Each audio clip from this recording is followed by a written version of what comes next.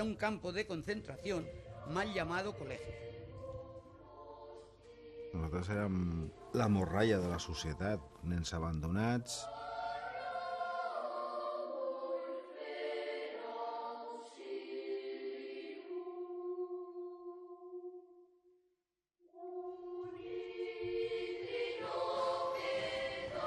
Me quemaban el culo con velas por orinarme. ¿Qué éramos en el colegio? Esclavas. Éramos esclavas. Lo que le hice a este señor sé que se llama felación, pero yo entonces no tenía ni idea.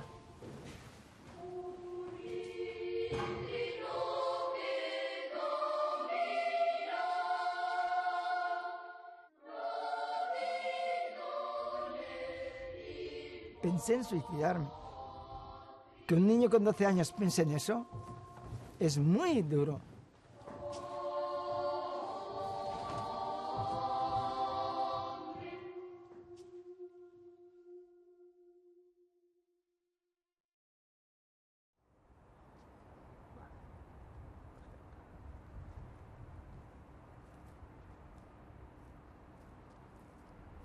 Quan vaig complir 10 anys, em van portar als Hogares Mundet, a les llars Mundet, em van portar allí i d'allí ja fins als 18 que vaig sortir. Jo vaig arribar a un moment en què em vaig sentir tan impotent, però tan infeliç, i això provoca una rebeldia que en mi va ser tan forta que me vaig tenir que escapar 3 vegades del col·legi perquè no podia acceptar aquella realitat. En els moments en què jo m'escapava, era el nano més feliç del món. I sobretot el saber que no em manava ningú, ni em pegava ningú, ni patia com vaig patir els abusaments sexuals. És a dir, per mi era una llibertat única i exclusiva, no? El poder venir en aquestes muntanyes. Fins que m'enxampava la Guàrdia Civil, em portava al col·legi i em feien uns càstigs exemplars. Llavors el senyor Isidro, don Isidro Fàbregas, era un home que no era gaire alt. Llavors ell ja es pujava damunt de la cadira, et cridava davant de tots els alumnes perquè poguessin veure el càstig, era com un espectacle, i llavors et feia venir davant d'ell. I quan estaves davant d'ell, ell damunt de la cadira t'agafava de les orelles i t'aixecava. T'aixecava per tot el cos, T'aixecava fins a que estaves a la seva alçada. I això parlant-te i dient-te, ¿verdad que no lo vas a hacer más? ¿Verdad que no vas a volverte a escapar? I quan deixaven a les mans de les 2 orelles, pam! Bufetada. I tu a baix. I clar, quan tu baixaves amb tot el dolor i estaves encara així queixant-te, te tornava a agafar i altra vegada amunt. I pam!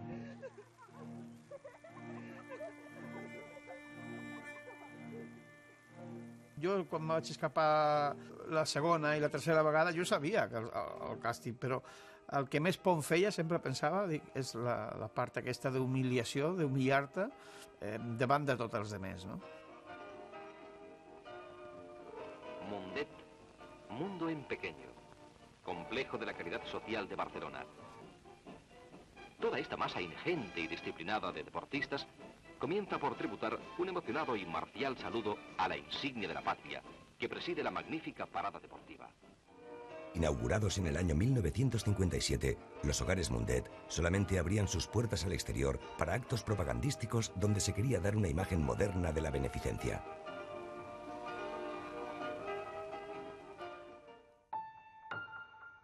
Pero tras sus muros, estos centros respondían al concepto de institución total. Auténticas ciudades segregadas e invisibles, más parecidas a un asilo o un cuartel que a un centro asistencial. Allí iban a parar niños marcados por la pobreza, el abandono o la marginación social, privados de libertad hasta la mayoría de edad. Quan entro allà, el que més m'impressiona és la disciplina, és molt severa, molt forta, o sigui, d'aixecar-me a missa, esmorzar, classe de franquisme, una mica de recreo, un dinar horrorós. Una de les coses que més em va cridar l'atenció és que jo vaig deixar-me de dir-me Carlos, o Carceller. L'entrada jo era el 194. Ets un número, és un mes. No et valoraven per la persona que hi havia darrere d'aquest número. A Mundet a mi em van pagar molt. Em van pagar molt i em van castigar molt. En concret recordo una pallissa que va ser per mi antològica, no? I un capellà va començar-me a donar-me cops de puny, em va treure d'allà de la classe, em va treure al passadís, recordo que em xutava el cap contra la paret, va fer sang. Teníem por. De manera automàtica, quan ens pegaven, aixaven la mà com en defensa, i això, moltes vegades, fins i tot els professors es regodeaven amb això. Feien el gesto, i era com una mena de burla, molt cruel. Un altre personatge, aquest senyor anava amb les seves grenyes i aquest anava de progre. Estem parlant ja de que Franco havia mort, Un tio que pegava molt a destre i siniestre, al dormitori ens posava Lluís Llach i jo recordo les bufetades amb música de fons de Lluís Llach, com una cosa així interessant. Jo el Lluís Llach no el puc veure ni en pintura, perquè és com a un jueu que li posin Wagner, vull dir, ho sento, lo que hay.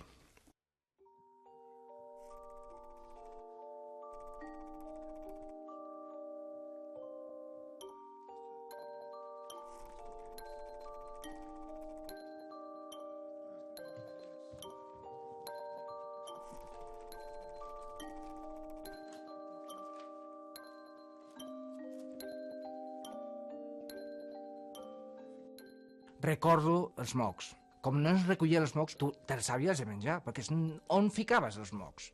No tenies un mocador pròpiament, no tenies res. No venia ningú a atendre't. Recordo que feia aquest moviment, espasmòdic, perquè potser que et sentia, i estaves així.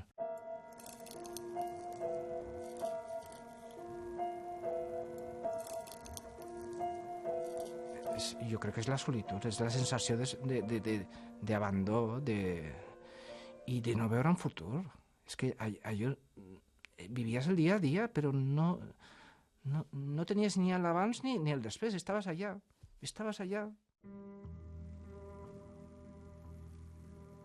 I jo moltes vegades em tapava perquè tenia aquesta sensació de por. Encara ara, a aquesta edat, jo tendeixo a tapar-me, a ficar-me allà. Suposo que és una manera de protegir-te de l'exterior, no?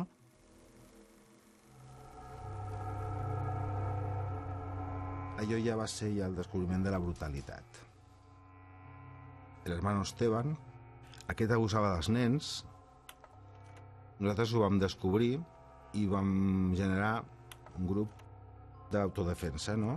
I la cosa consistia en que quan venia pels llits a buscar algú, doncs la cosa estava en aixecar-nos en bloc i evitar que pogués abusar de ningú al lavabo. I una vegada vam entrar i estava amb dos dintre dels lavabos, abusant d'ells, i clar, a mi em va costar pallisses constants, tot allò. El pitjor de tot és quan hi vius, de part de la violència aquesta, vius un cas ja de personal, com he sigut jo, el meu, un cas d'abús sexual. Que a la nit, entre els lavabos, diguéssim, i els dormitoris, hi havia un gran passadís. I en aquest passadís, a mi, com a molts, sempre, els castigaven, doncs, cara a la paret, amb el pijama. Però si me'n recordo de venir el capellà i amb la mà a la sotana, ficat, i tocant-se, i després ja tocant-te a tu.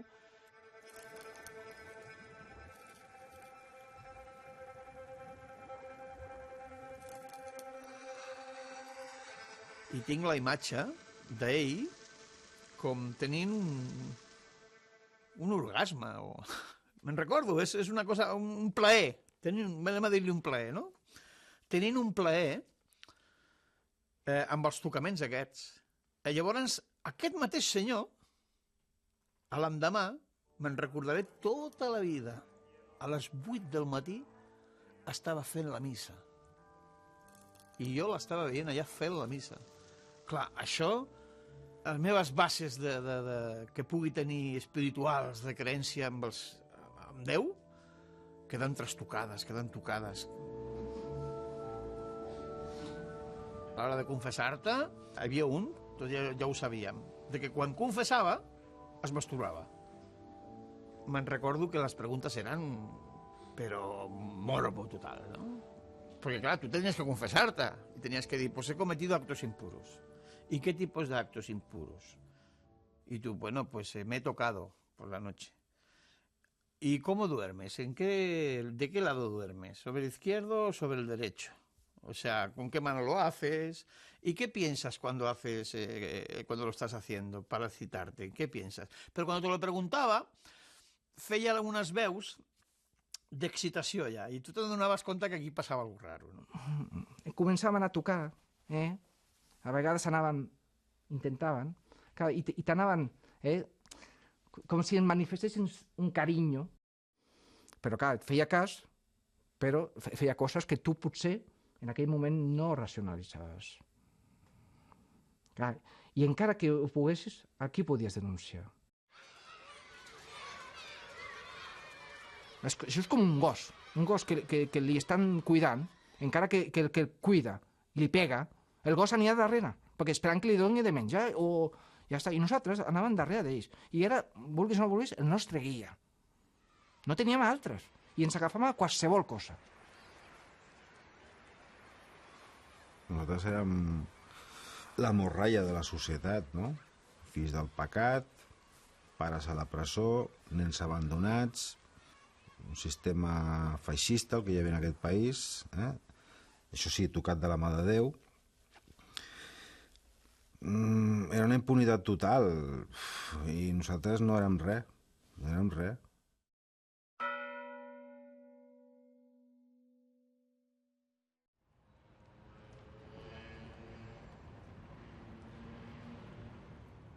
Los malos tratos que sufrían muchos niños encerrados en instituciones bajo tutela del Estado fueron denunciados en pleno franquismo por pioneras como la periodista Carmen Alcalde y la abogada Magda Uranic.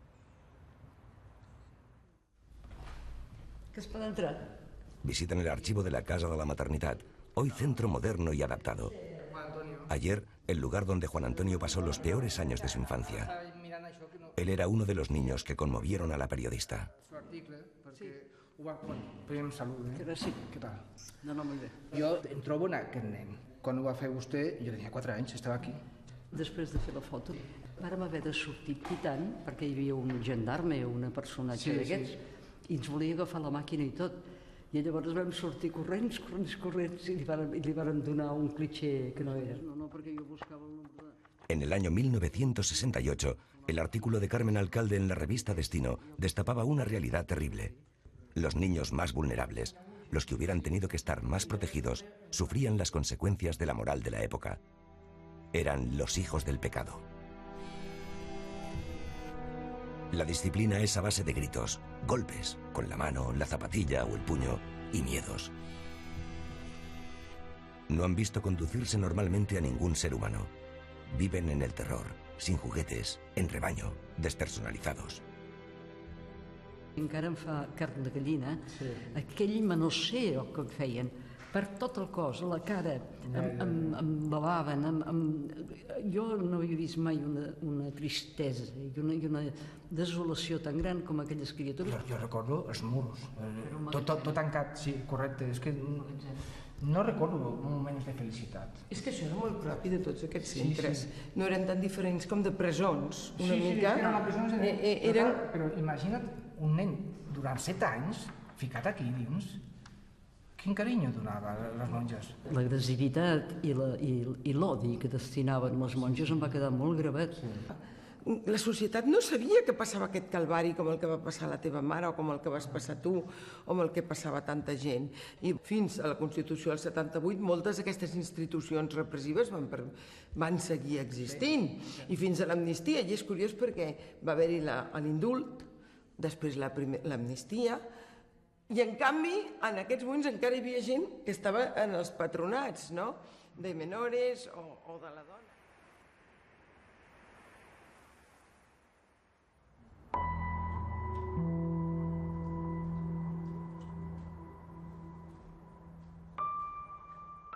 Las dimensiones de este edificio imponente, ahora en ruinas, nos hablan de la lucha contra la lacra de la tuberculosis, muy presente en España hasta bien entrados los años 60. Los preventorios antituberculosos aseguraban una estancia idílica, sol y aire puro para recobrar la salud. La promesa se transforma en una experiencia traumática por los maltratos que sufrieron miles de niños a manos de personal civil poco preparado y con impunidad para la crueldad.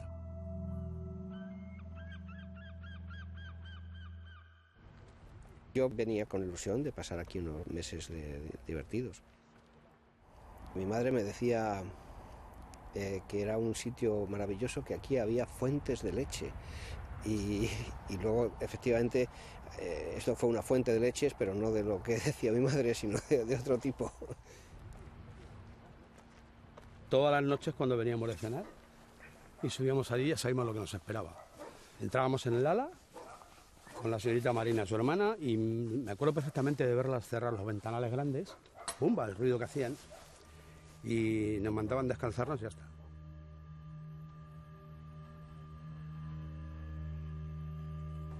Furibundamente te daban la planta del pie, vamos, pero vamos, con toda su mala leche y todos llorando.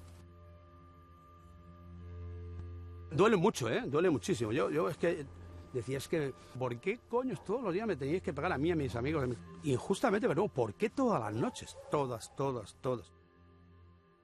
Estaba prohibido correr, estaba prohibido levantarse. Luego te castigaban durante el resto de la mañana, o bien a sentarte así en posición fetal, así. ¿La cabeza metida ahí? O había una que era más cruel, que te ponían con las rodillas sobre las manos así.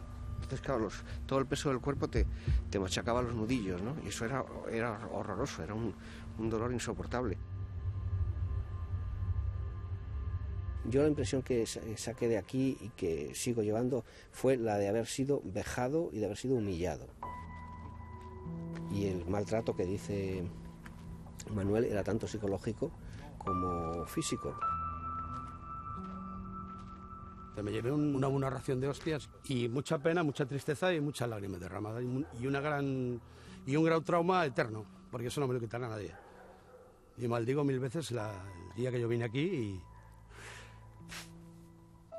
y la experiencia. Ernestina es recibida con muestras de simpatía por las niñas del Preventorio Infantil de Guadarrama, dependiente de la dirección... La niña 1 millón en recibir la vacuna de la tuberculosis visita el Preventorio de Guadarrama. 3 residentes son las encargadas de mostrarle este centro, enclavado en plena sierra, donde las niñas españolas... A los preventorios no acudían niños enfermos, sino niños que en su familia tenían algún caso de tuberculosis. Eran estancias de 3 meses con el objetivo de aislar del contagio y enfortecer a los niños, la mayoría procedentes de familias humildes o castigadas por la guerra y la posguerra. Pero pronto se convierten en una mezcla de situaciones donde algunos niños pueden llegar a pasar años y donde encontrarán de todo menos salud. Un ímpetu vital incontenible. Nos habían contado que allí íbamos a ir 3 meses de vacaciones, íbamos a estar muy bien. Nos metieron en un autocar, toda la sierra para arriba, y cuando llegamos allí yo tenía el pelo por la cintura y lo primero que hicieron fue con una maquinilla dejarme al cero y echarnos unos polvos que decían que era para los piojos. Estas piojosas asquerosas, muertas de hambre, en fin, bueno, insultos de todo tipo. Vamos, guarras a la ducha. Agua fría, en Guadarrama.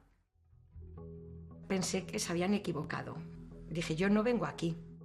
Entonces avisé a una de las cuidadoras, le dije, oiga, yo no venía aquí, yo iba a otro sitio. Claro, pues ya la primera bofetada, ponerte en la fila, tú, ¿cómo que no venías aquí? Se miraron otras y jajaja, se rieron de mí.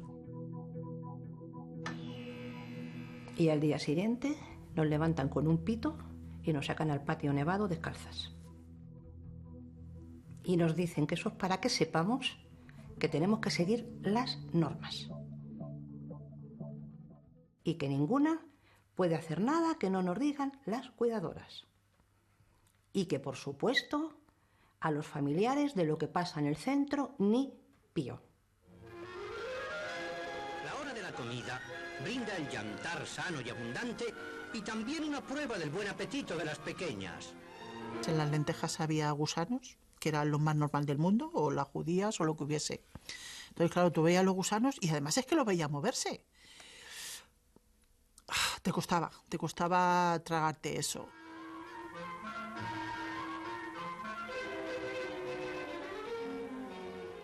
Me metí la primera cucharada y la segunda en la boca y yo lo vomité. Vino una cuidadora por detrás, me enganchó del pelo, me dijo, agáchate, zorra, guarra. Ahora te lo vas a comer, ¿lo ves? Ahora te lo vas a comer. Me lo comí. ¿Lo que habías vomitado? Sí, sí. Lo volví a vomitar. Pero me lo volví a comer. Lo volví a comer. Esa cosa al hablarnos, con ese desprecio, como somos pobres o muertas de hambre, tenéis que dar gracias a que coméis, tenéis que dar gracias a que estáis calientes. ¿Calientes de qué? Si yo me tiré no sé cuántos días con una zapatilla nada más y la otra descalza, hasta que vinieron mis padres. No te daban agua, nada más que te daban agua una vez al día, que era por la tarde medio vaso de aluminio, y por la noche te cerraban los grifos. Tú imagínate, todo el día sin beber agua, llega un momento en que a ti el cuerpo te pedía agua. Entonces, ¿yo qué pasó? Yo me comía la crema de dientes y yo notaba fresquito. Yo iba a hacer la comunión y me acuerdo que le dije, digo, padre, ¿qué es la hostia? Y estábamos en la escalera y me dio tal guantazo que me tiró escaleras para abajo. Recuerdo que yo, sangrando por este oído del cual he quedado sorda, me agarró así y me dijo, lo que yo te he dado a ti es una hostia, lo que tú vas a recibir en la sagrada forma.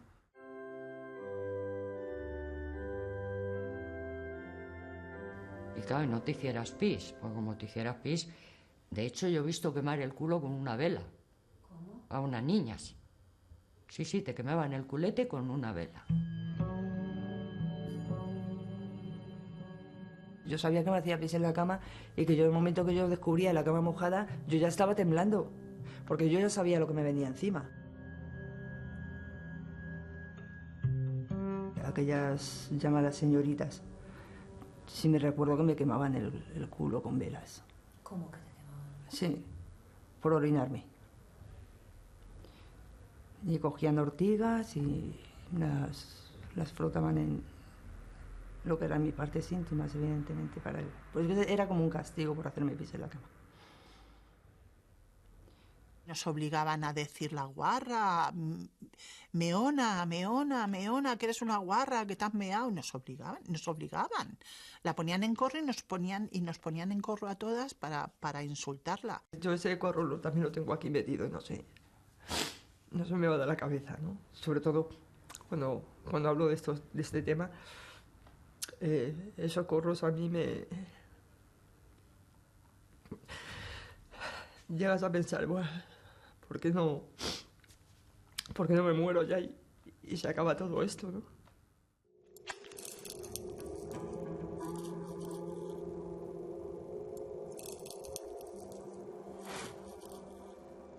Es como que te roban partes de la vida.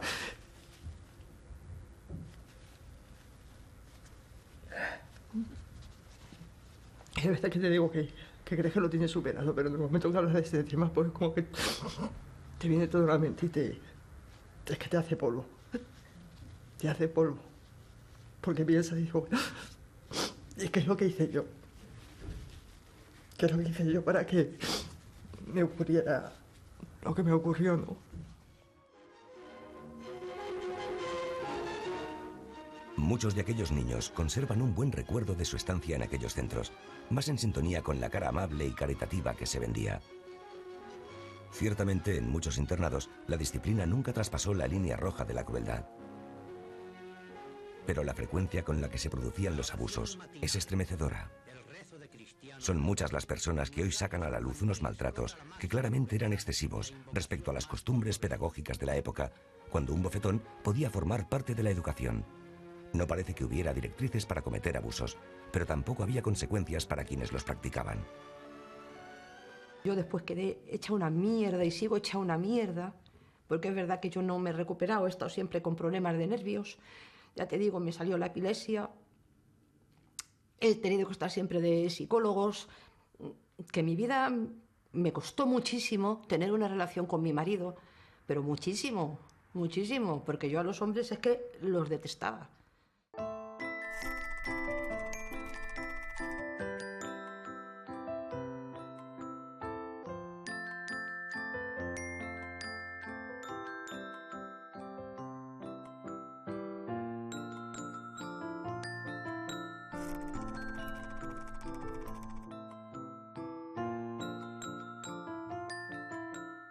El primer día no fue mal del todo, aunque yo a este señor le veía raro. A ver, es que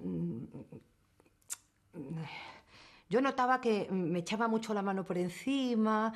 ¿Verdad que sí? ¿Verdad que tú me estás entendiendo? ¿Verdad que tú vas a ser buena?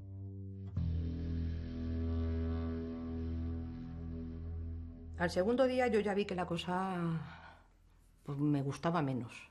Me tocaba las manos, ya me agarraba por aquí y me bajaba las manos, en fin, y me decía, tú estas cositas, tú no se las puedes decir a nadie, porque mira, yo te voy a explicar una cosa, si Dios se enfada contigo, tú no vas a volver a ver a tus papás, tú nunca jamás vas a ver a tus papás además se pueden morir.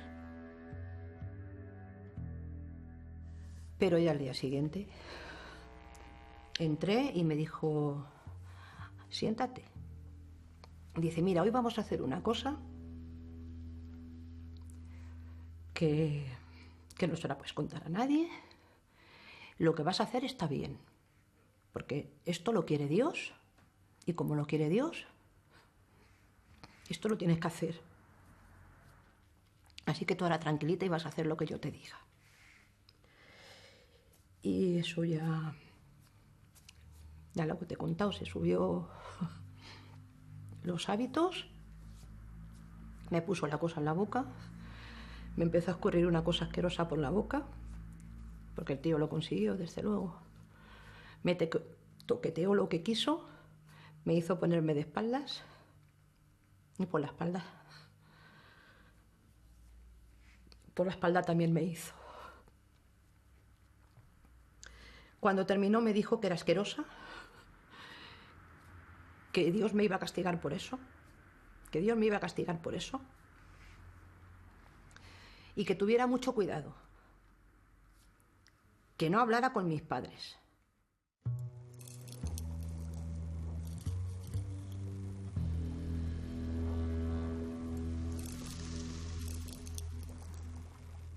Y que bueno, que también pensara que esto que había hecho, aunque no estaba bien, era un favor que yo le hacía a Dios. Que era un favor que yo le hacía a Dios. ¿Eh? Un favor que yo le hacía a Dios. ¿Te puedes imaginar? Un favor que yo le hacía a Dios. ¿Eh? El tío asqueroso. Tú no te puedes imaginar el asco que sentí. El asco que sentí. No se lo puede imaginar nadie. Ya te lo he dicho antes. ¿Qué no se imagina? No. Joder, yo todavía sigo pensando, y es una burrada lo que te voy a decir, que a lo mejor fui culpable, que eso yo lo podría haber evitado. ¿Me explico? Entonces todavía tengo ese sentimiento. Tú fíjate si estas personas son malas, que te hacen sentir basura. O sea, lo hacen tan bien que tú llegas a pensar, a lo mejor he sido yo, a lo mejor lo podría haber evitado. ¿Tú lo entiendes? Pues eso.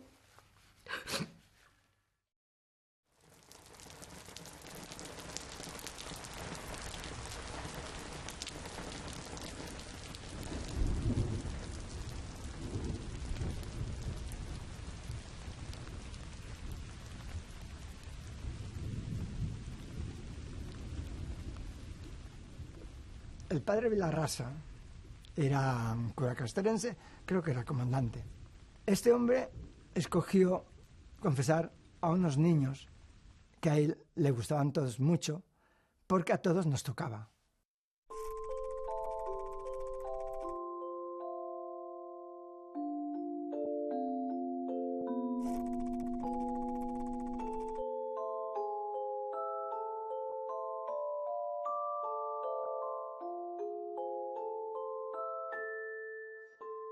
Y el olor que soltaba por la boca, yo no estaba ni al tabaco acostumbrada ni al coñac. Era una mezcla que yo no lo soportaba. Y a veces me besaba en la boca. Otras veces le tuve que hacer felaciones. Y yo convencidísimo de que él tenía toda la razón del mundo y que me estaba enseñando. Bueno, total que llega un día en que se decide llegar a más. Entonces me gira, pone saliva. Yo notaba que algo caliente me iba bajando por la pierna. De golpe me separa, va corriendo, enciende la luz de la de esto y sangraba. Yo cogí mi calzoncillo, lo envolví con la camiseta para que no se viera, pues estaba rojo, y lo tiré. A los 2 días sube la señora Amelia, que era la directora. Dime, ¿quién te ha hecho eso y cómo te has hecho eso? Ni palabra. ¿Cómo te lo has hecho? Ni palabra. Ven, ¿quién es? Al final le dije, ha sido el padre Vilarrasa. ¿Cómo? ¿El padre Vilarrasa? ¿Pero cómo hablas de este hombre que es un santo? ¿Cómo te atreves a decir algo? Pero en el fondo me creía la mujer. Entonces me castigan, me cogen, me llevan a la enfermería. Ella lo que trató es que mientras no tuviera curado lo que me hizo el cura, yo no iba a salir de ahí. Yo me tiré 1 mes y pico. Pensé en suicidarme, en escaparme y tirarme del balcón para abajo. Digo, si me muero, no me va a continuar pasando nada. Que un niño con 12 años piense en eso es muy duro. Es muy duro. Y esto que me pasó aquí me marcó la vida hasta que tuve 50 y tantos años.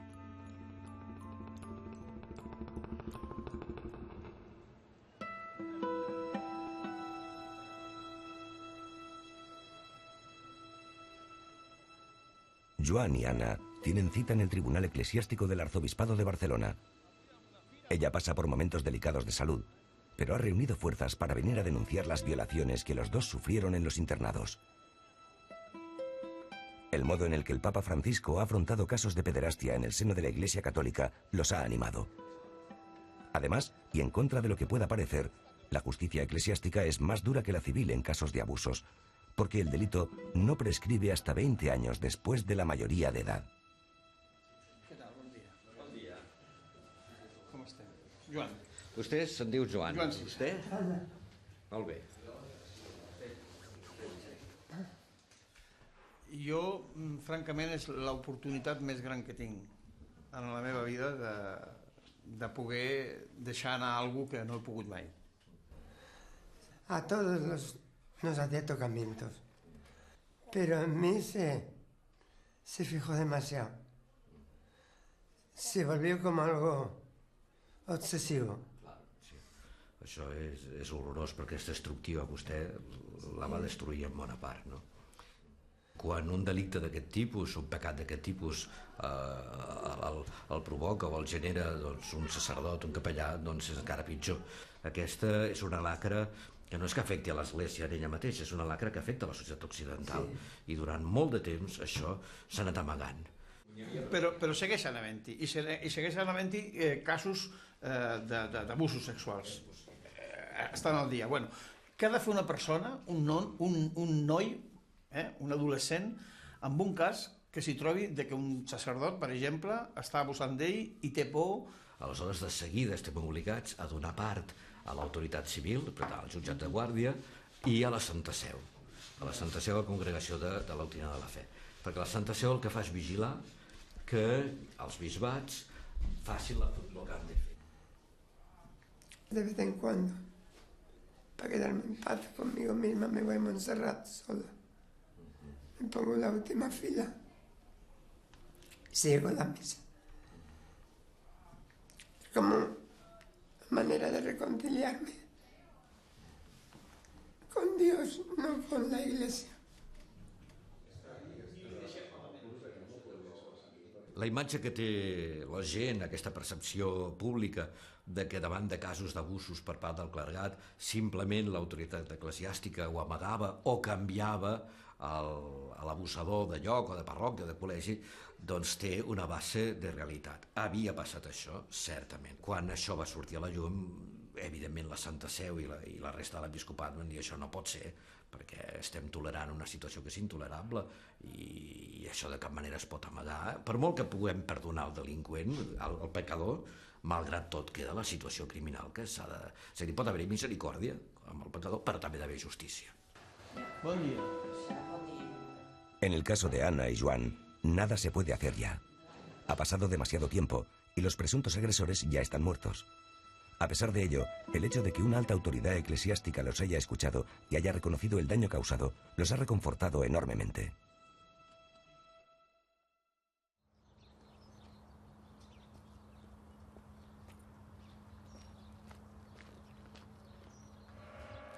Era como una cárcel para niños. Había sus tiempos de alegría y sus tiempos más de tristeza que de alegría, claro.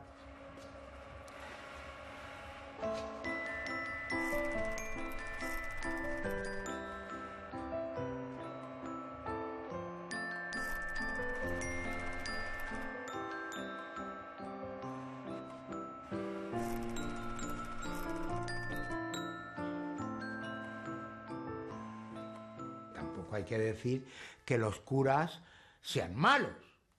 Tampoco los salesianos han sido todos malos. Ha habido unos que han sido unos verdaderos gilerianos y otros han sido buenos totales. San Fernando es un ejemplo de la concepción franquista de la beneficencia. Los ministerios de Gobernación y Justicia se repartían situaciones tan diversas como niños huérfanos o pobres, chicas que podían caer en la prostitución o menores delincuentes. Aunque se crearon algunas estructuras asistenciales como auxilio social, la mayoría de las veces se delega en órdenes y colegios religiosos que cobrarán por cada niño que atiendan. La colaboración de la Iglesia Católica permitía asegurar caridad a cambio de adoctrinamiento político y religioso.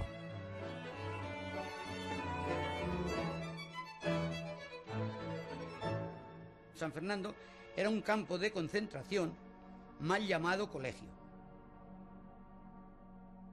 Bueno, había uno que recuerdo, Porfirio Castro. Bueno, eso era ya sádico por naturaleza, o sea, era el mal personificado en una persona con sotana.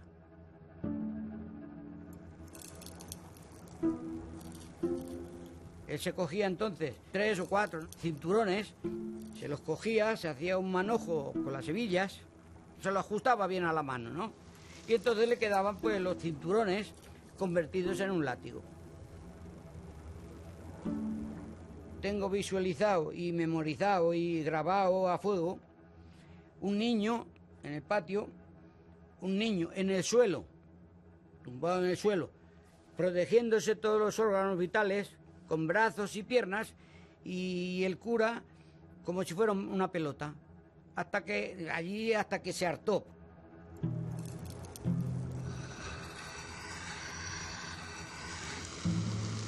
Para mí aquel niño estaba muerto, porque aquel niño quedó allí inerte.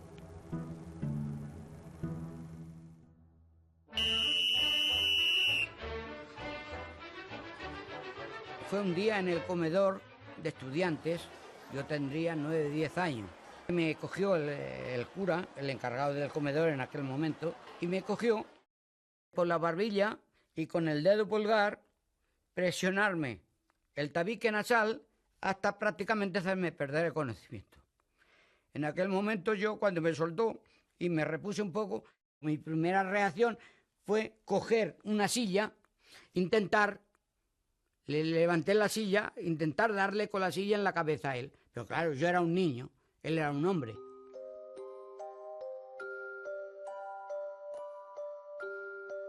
Yo desde aquel momento me juré a mí mismo que el día que yo fuera libre, nadie pisotearía mis derechos.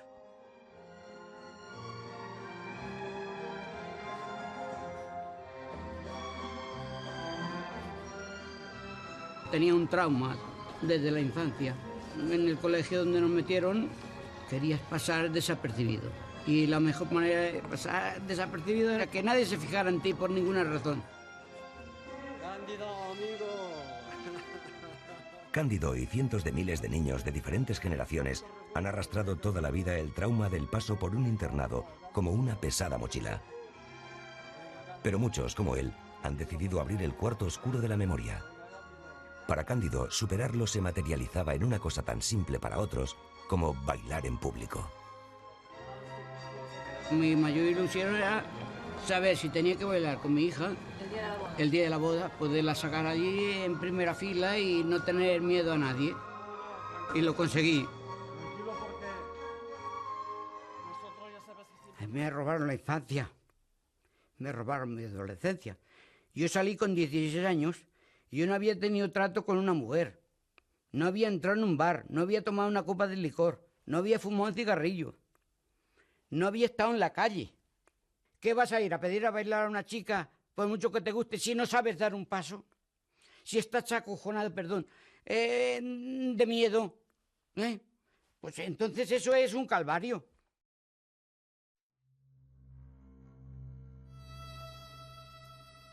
Los niños sin padres o de familias pobres o represaliadas eran carne de cañón para unos maltratos físicos, psíquicos y sexuales que quedaban puertas adentro. Las cartas que escribían los internos se censuraban. Las visitas de los familiares se maquillaban vistiendo a los niños de gala y con una comida, aquel día sí, abundante y apetitosa. Los niños que mostraban golpes por las palizas eran escondidos. En San Fernando las cosas comenzaron a cambiar a finales de los 60. Una serie de artículos sobre las condiciones de vida de los internos obligó a actuar a la Diputación de Madrid, la responsable final de aquellos niños. El director del centro, Fernando Bello, el mismo que despreciaba a los internos por su procedencia familiar, buscó la complicidad de los niños para atacar literalmente a los periodistas. El director que se llama Fernando Bello, nos dio orden de ir a por los periodistas. Y desde la misa, cuando él estaba dando ya la hostia y la comunión y todas esas cosas que se hacen, él había dicho que había que ir a por ellos. Y entonces dice, coge piedras, palos, lo que sea, y hay que echar al José Luis Navas y a la Juana Villarner del colegio. Cogimos piedras y fuimos a por los periodistas. Yo fui uno de ellos, contra los periodistas de pueblo.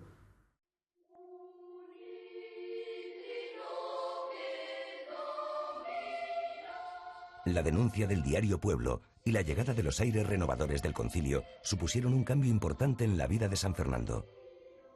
El colegio se abrió al exterior y pronto la calidad de alguna de sus actividades, como el coro infantil o la formación profesional, adquirieron fama por su calidad. Los estudiantes de las nuevas promociones tuvieron la suerte de no conocer la época más oscura de un centro que había llegado a enviar a menores a su cargo a trabajar en condiciones cercanas al tráfico de personas y a la esclavitud.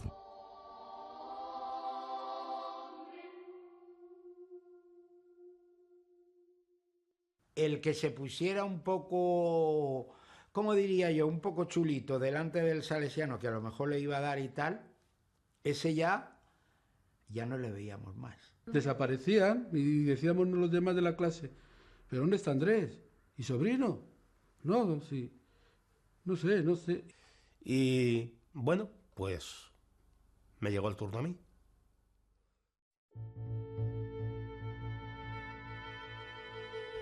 Vete a dirección que te llama don Fernando Bello.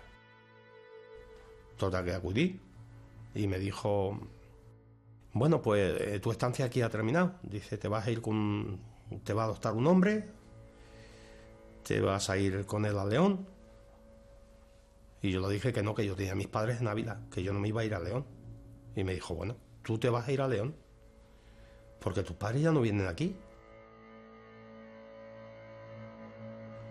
Bueno, entonces dije, bueno, salte para afuera. Y me senté en unos banquitos que había arriba en dirección. Y siento decirle al hombre, al señorito este que me llevó, decirle, bueno, ¿cuánto le tengo que dar por el niño? Dice, me tiene que pagar usted 100.000 pesetas. Yo fui vendido. Eso fue una venta directa. Hemos conseguido el expediente escolar de José y descubrimos con él cómo la dirección de San Fernando tapó la irregularidad de vender a aquel niño de 12 años para trabajar en el campo en León. Según este documento, el niño continuó estudiando en el centro hasta los 18 años, cuando teóricamente se le había encontrado un trabajo. Aquí te han puesto ellos que tú has salido del colegio cuando has acabado los estudios. Esto no es real, este papel es mentira, esto es falso. ¿Tú no saliste con 18 años del colegio? No, salí con 12 años. 12 años y 4 meses. ¿Para ir? A León. José no es una excepción. Hemos podido localizar una docena más de alumnos de San Fernando que un buen día se encontraron en un entorno completamente desconocido, realizando labores del campo o cuidando el ganado en León. Algunos encontraron el calor familiar que no tuvieron en el internado, pero otros, como José, se vieron semiabandonados en las montañas durante meses, obligados a cuidar vacas. Solo, completamente solo, con 13 años. Miedo sí, al principio, los primeros 15 días fatales. No dormía de noche, por el miedo. Las bestias, de los animales, de todo. De noche se sentían los lobos.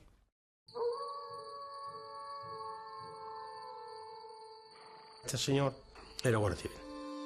Muchas veces me decía, tú estás comiendo de mi dinero, dice, y ese no, tú no estás rindiendo lo que yo te estoy dando de comer a ti. Malos tratos muchísimos, palizas muchísimas. Yo empezaba a trabajar en invierno cuando salía el sol a las 7, o sea, 7:30 o 8 de la mañana, y terminaba a las 9 de la noche. ¿Cobraba? No, ni un duro. ¿Nunca cobró? Jamás. Mi empeño era que me tenía que ir, y entonces yo le dije que me tenía que ir, que yo me tenía que dar mis papeles y marcharme de allí, que yo no quería estar allí, que yo me quería ir con mi madre. Y entonces un arrebato, me cogió y me puso la pistola en la cabeza. Y me dijo, dice, a ti te mato yo, hijo de puta, que eres un rojo, hijo de puta, me dijo.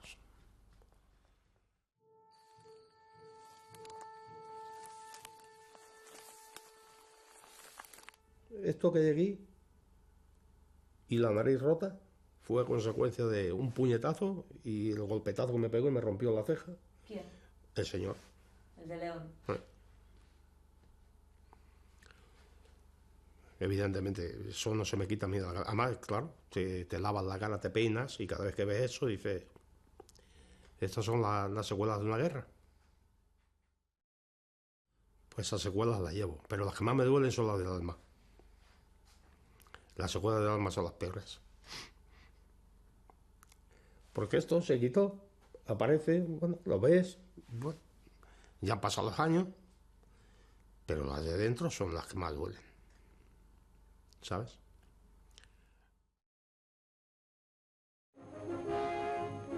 En los estudios de Sevilla Films de Madrid se ruedan algunas secuencias de la película El Cid que dirige Anthony Mann. Charlton Heston interpreta el papel principal. Otros personajes son el Conde Ordóñez, Álvar Fáñez y Doña Urraca, todos ellos viejos conocidos de Don Ramón, a quien se obsequia con una película. Lo único que yo he tenido bueno ha sido el cine, porque yo me metí en el cine americano. Hice de doble, yo qué sé, con todos. Una vida dedicada al cine y una historia digna de ser llevada a la pantalla. Después de la guerra, la madrastra de Isabel es encarcelada y condenada a muerte. Con 14 años aún no sabía leer ni escribir. Como tantos otros hijos de presos, Isabel se había visto abocada a la pobreza y la marginación. Por eso aprovecha uno de los propagandísticos decretos de Franco para atender a los hijos de presos políticos, para pedir el ingreso en un colegio religioso y cumplir su sueño de estudiar. Yo me fui al colegio para aprender a escribir y a leer. Y yo le decía todos los días a la monja, ¿cuándo empezamos a leer y a escribir? ¿Cuándo empezamos? Ella me cogía así, 3 dedos, siempre me hacía así, hijita, hijita, hijita. De su comportamiento depende la vida de su madrastra. ¿Eso qué quería decir? Que matarían a mi madrastra si yo no me callaba, yo protestaba. Todos los días. Luego había otra que siempre me miraba y decía, hay que terminar con las ramas para que no lleguen a troncos. Yo no le había hecho nada.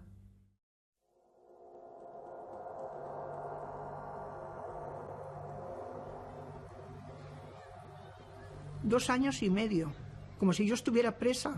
No salía a la calle en 2 años y medio. Y estuvimos 2 años sin bañarnos. Y a mí se me retiró la regla 2 años. Una anemia, yo me agarraba a las paredes porque las piernas se me doblaban. Yo me caía al suelo. El hambre que teníamos. Y tenía que estar lavando de la mañana a la noche. Lavábamos con saborina. Saborina es sosa. Llevaba ya mucho tiempo lavando en el lavadero. Las manos me dolían mucho. Veía las estrellotas llenas de agujeros con sangre y pus. Y yo decía, me duelen las manos, no puedo más. Ofrézcaselo a San José por los pecadores. Más sufrió nuestro Señor Jesucristo en la cruz y nunca se quejó. Era todo el día, todo el día. No podía decir nada. ¿Qué éramos en el colegio? Esclavas. Éramos esclavas. No lo puedo olvidar. Es que no es el contarlo, es el vivirlo. Y yo lo viví. Yo no las perdonaré nunca. Y no la olvidaré nunca, el daño que me han hecho. Nunca.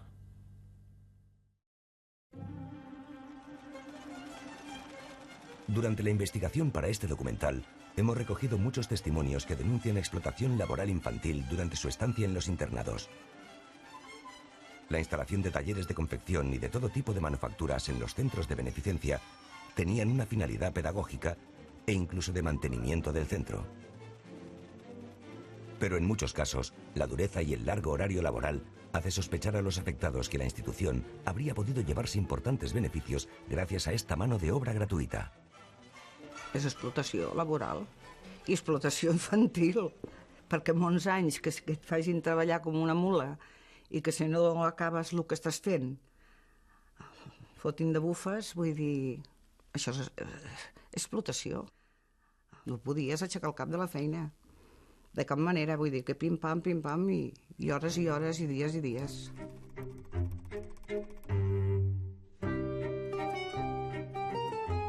A mi no vam pagar mai res. Això s'ho deurien quedar elles, suposo, perquè allí tothom treballava.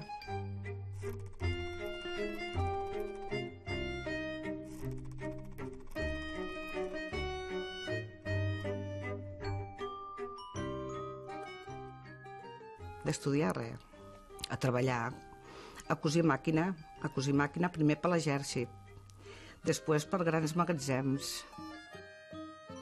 Jo no sé si era per Jorba Preciados o era per al Corte Inglés, no sé per quins llocs era. Però llavors el tipus de feina sempre era cosir màquina, màquines industrials. Mucha gente nos habla del Corte Inglés. ¿Cómo sabíais que era para el Corte Inglés? Por las etiquetas. ¿Cómo las etiquetas? Claro, las etiquetas que se ponen detrás de los jerseys y todas esas cosas del Corte Inglés. Claro.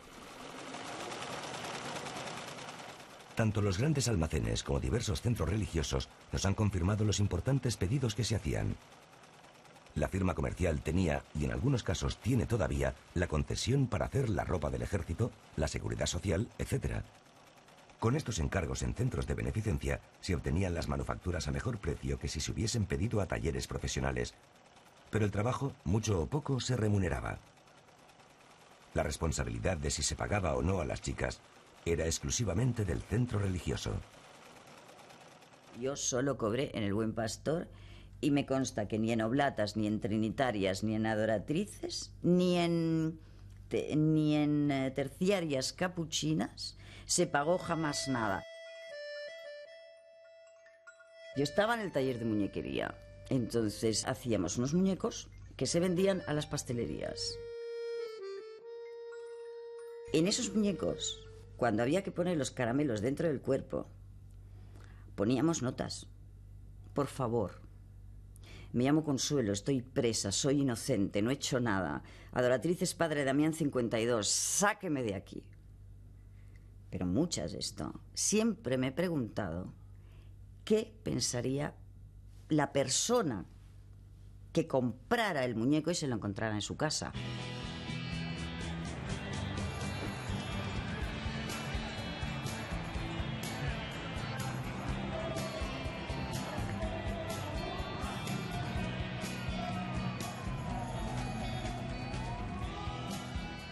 Yo era una adolescente rebelde, me saltaba las clases, hacía campanas, iba a manifestaciones. Yo me metía en un 600 con 4 o 5 tirando octavillas por las Ramblas, que entonces eran 6 años de cárcel. Entonces, esa frase que todos los padres dicen, alguna vez te voy a meter en un reformatorio, conmigo la ejecutan, es decir, lo hacen, ¿no? Y pues nada, yo estaba durmiendo en mi habitación y entraron en mi habitación mi madre y el médico de cabecera de toda la vida, muy temprano, y me dijeron que me iban a poner una vacuna. Yo me despierto y entonces estoy en una habitación que desconozco completamente, intento abrir la puerta, estaba cerrada con llave, y entonces había una ventana. La ventana tenía barrotes pero daba a la calle. Y yo miraba los coches pasar, pero es que yo veía que todos los coches ponían MMMM. Y yo vivía en Barcelona. Por tanto, al ver todos los coches con la matrícula de Madrid, digo, me han traído a Madrid. Y yo me encuentro, pues, que me han metido en el reformatorio de las adoratrices de la calle Padre Damián 52 de Madrid. En el año 1975. Yo tenía 15 años.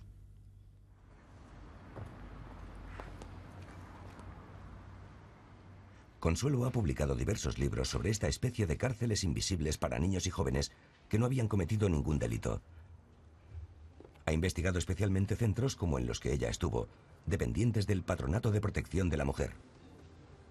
Esta institución, creada en 1941, se encargaba de la llamada mujer caída o en riesgo de caer, es decir, vinculada a la prostitución.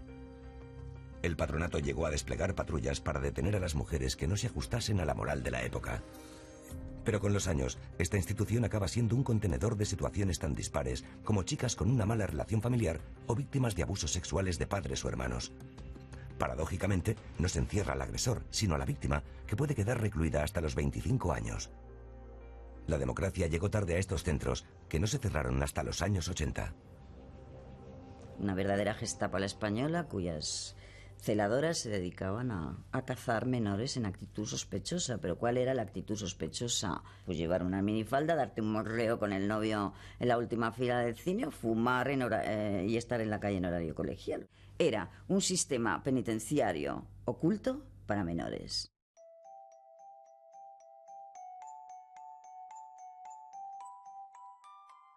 Había niñas que estaban allí, que se habían quedado embarazadas por violaciones del padre, del señorito, del padrastro o de los hermanos, o de los primos o de los tíos.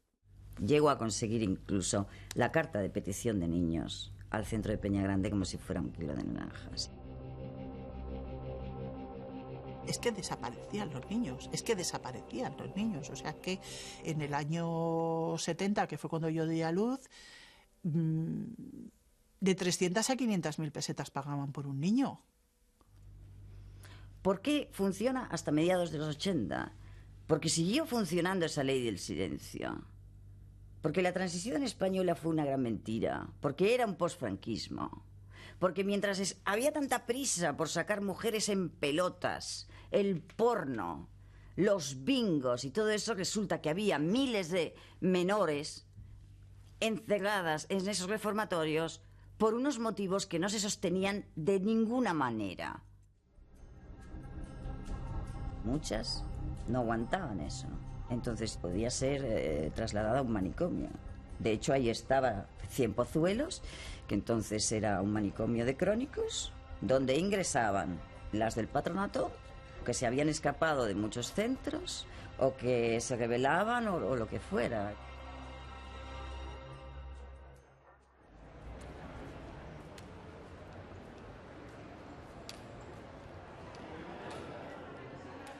Julia fue una de aquellas internas que acabó encerrada en un psiquiátrico sin más motivo que su rebeldía a recibir más castigos. Como cada jueves, se reúne con otras internas de la Casa de la Caridad, el centro de beneficencia de donde la sacaron, para llevarla al manicomio de Sant Boi. Tú y yo tenemos la misma edad. Claro. Yo voy a ir porque me llevan a Sant Boi si yo no estoy loca. Cuando podamos, te sacaremos. Cuando haya alguna plaza vacante en el Buen Pastor. I sí, doncs 9 anys que m'ha vist tirar. 9 anys! A Sant Boi. A Sant Boi.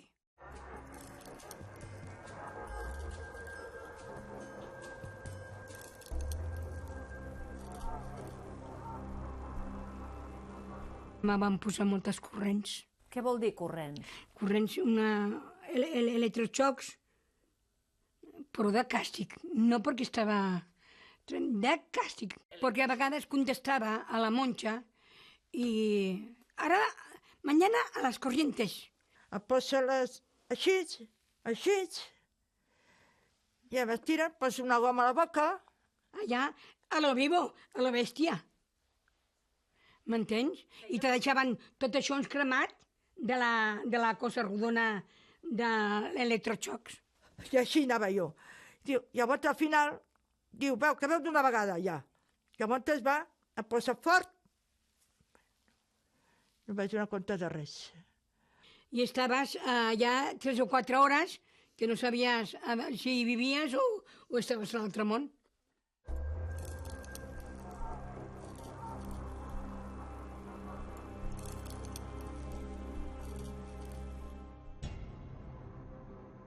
La historia clínica de Julia revela un comportamiento más propio de una niña internada toda la vida en un centro de beneficencia que el de una enferma mental. El expediente destaca que Julia llora a menudo y que tiene variaciones en su humor. Tanto está triste como se muestra rebelde coincidiendo con la menstruación. También destaca que no quería trabajar, una actividad que sabemos que se acercaba a la explotación. Aunque los médicos aseguraban que no tenía síntomas de insuficiencia psíquica, ni síntomas psicóticos o alucinaciones, se la ingresa en Sant Boi. Ante la vaguedad de dicho diagnóstico, ningún médico prescribe electrochoques, o al menos no aparecen en su historial. Este hecho corroboraría que esa dolorosa terapia se usó simplemente como castigo.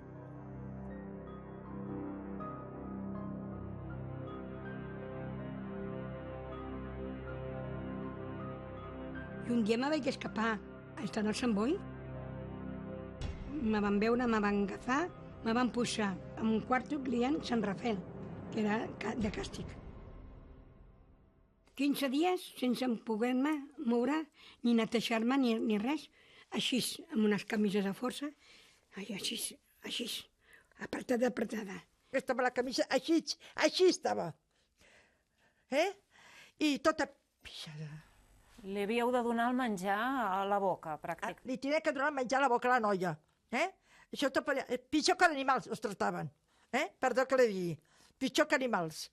I clar, això ho feia així, amagat.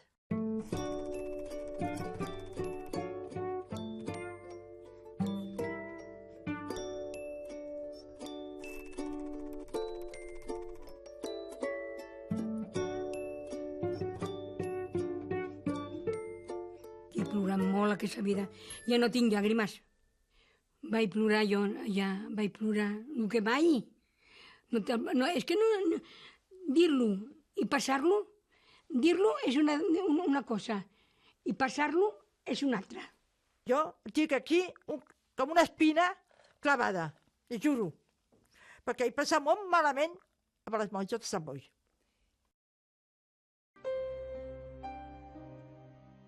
El gran número de niños internados en instituciones del Estado ofrecía una situación ideal para la investigación médica.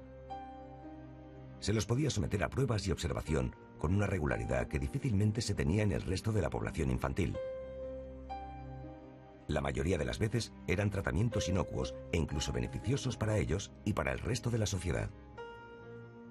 Pero en algunos casos, aquellos niños desprotegidos, con cuya tutela a menudo el Estado se había quedado, eran terreno abonado para unas prácticas médicas que, si bien no se pueden calificar de experimentos, en algunas ocasiones eran de dudosa eficacia. He sido un conejo de Indias completamente y ya lo demuestro con todo lo que he escrito, lo que tengo ahí, lo que le escribo. En fin, es inexplicable mantener a una paciente durante 2 años en una cama de hospital cuando usted sabía mejor que nadie que no estaba enferma más que en sus deseos de hacer burdos experimentos. El encabezamiento de la historia clínica, debajo del emblema de auxilio social, donde dice familiar a su cuidado, el dato aparece tristemente.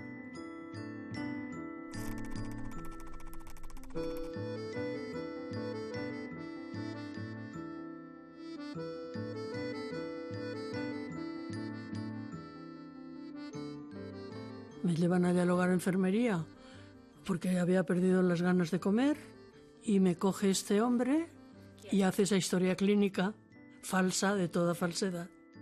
Y dice que ingresar con diagnóstico tuberculosis pulmonar. ¿Y no era cierto? Pero ¿cómo va a ser cierto? Se inventó que yo había tenido hemoptisis. Hemoptisis es vomitar sangre, sacar sangre de los pulmones por la boca. ¿Usted cree que si una persona tiene eso no sabe que lo ha tenido?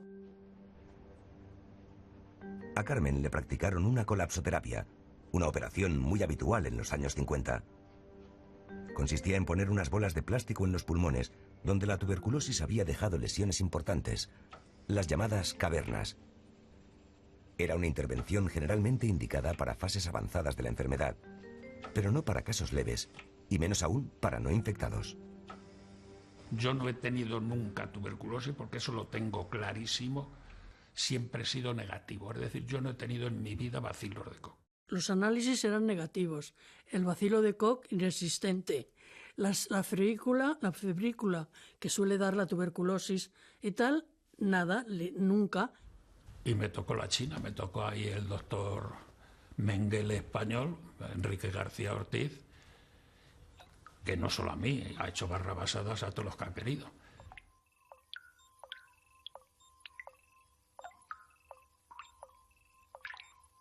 Y aprovecharon un fin de semana que no iba mi madre para operarme. Eso quiere decir que no le pidieron autorización a su madre. Nada. Pero deberían haberlo hecho. Pues lo lógico sería que sí, pero, en fin, que eso se lo saltaron. Y cuando llegó mi madre, pues ya casi me habían quitado la mitad de los puntos y todo. Y claro, la mujer, ¿qué iba a decir? Pues ya se encontró con eso hecho.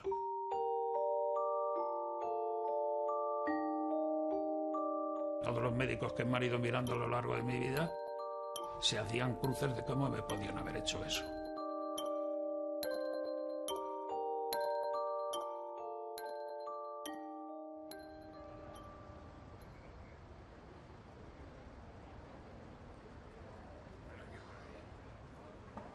A diferencia de otros enfermos, Carmen aún lleva las bolas en sus pulmones. Le hemos propuesto visitar a un especialista para intentar salir de dudas sobre la idoneidad de una operación que no parecía especialmente necesaria. Hola. Buenos días. Buenos días. ¿La señora Carmen Pino? Sí, soy yo. Muy bien, siéntese, por favor. Aquí tenemos las famosas bolas. En esta radiografía no se ve ninguna cicatriz. En esta radiografía se ven unas bolas que parece que no están ubicadas de la manera más efectiva. En la radiografía actual no se ve ninguna cicatriz de las lesiones que una tuberculosis avanzada hubiese dejado en los pulmones. Quizás pruebas más sofisticadas, como un escáner, las podrían detectar. Pero parece difícil que las viese el doctor que intervino a Carmen, que trabajaba solo con aparatos de rayos X y radiografías de menor calidad que las actuales. De hecho, en la historia clínica del año 49 de Carmen aparece un interrogante que indicaría que el propio facultativo tenía dudas sobre el diagnóstico, aunque la intervino. Però crida l'atenció que al costat hi ha un interrogant. Podria ser que aquesta pacient, com diu ella, doncs no hagués tingut tuberculosi en aquell moment i aquesta intervenció l'haguessin indicat alegrement i potser no l'haguessin fet prou bé. És una possibilitat, però en aquests moments emetre un judici definitiu al respecte doncs realment és molt difícil, si no pas impossible. Sí que hi ha alguns detalls que en aquest cas són cridaners. Enrique García Ortiz llegó a ser presidente del Colegio de Médicos de España y todo, cardiólogo muy importante, pero a base de experimentar en el hogar enfermería, con niños de auxilio social.